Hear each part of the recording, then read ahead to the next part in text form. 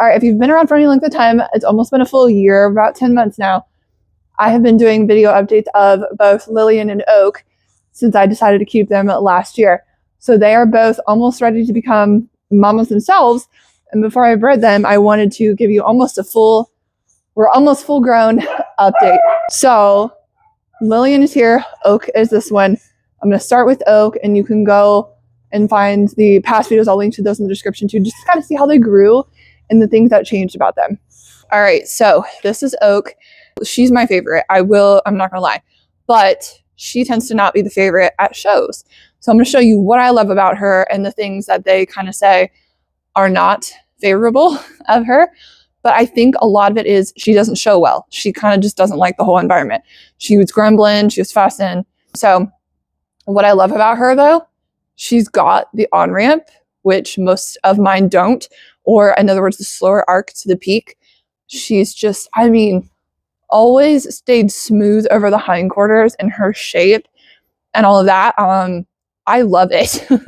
And so I think I'm going to try and do the breeding again and keep some more of her siblings. So that might run into a little bit interesting and make it kind of difficult to have a lot of her relatives, but I love her shape. I would take her to the Ohio Mini Convention, except for the fact that she needs to be bred before then. It's because I always try to get them to have their first litter before they're a year, so they don't have issues breeding. A little bit closer and see if you can get her, tuck her feet in. I love her top line so much. She started off, I used to think she was just a blue, but I think she's a gold-tipped blue steel.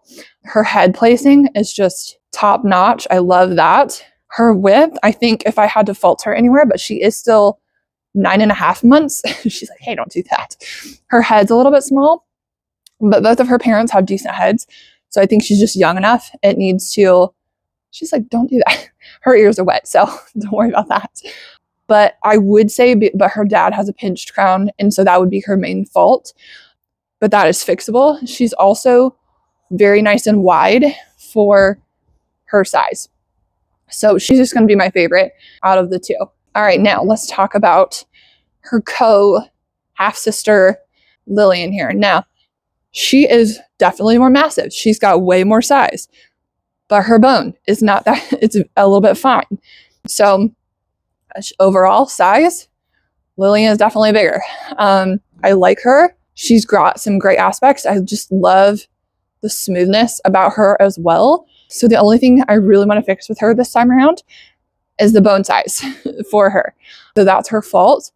If I wanted to really find something wrong, in person you can see this a little bit better. She could use a little muscle right there. That's one thing I don't love about her. But otherwise, maybe you could say she has a little bit more of a ball and doesn't have as much of an on-ramp as Oak does. And that's what we're trying to get this year. Face-wise, she actually has a little bit bigger head, but she's a smidge older than Oak by about a week. So believe it or not, that actually makes a difference. They have the same dad, so of course they've got the pinched crown, but that is for the most part at the end of shows. That's when it's getting a little bit like nitpicky. So you're doing pretty good if that's what they fuss at you about. But I love how wide her crown is and her face is how wide her face is for a doe. She's basically my entire pointer finger wide. So that's one aspect that is great for her.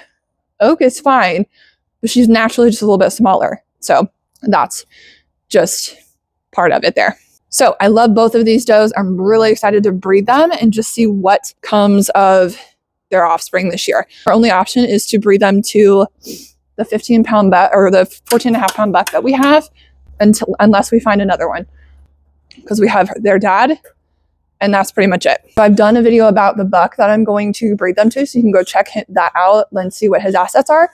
And then we're going to breed them probably to the same buck, and we'll see what their babies show up as. And probably this year we'll be following a lot of their offspring throughout the year and just see what they look like. So it's been an interesting just analyzation project and just see what comes of it and how well they turn out.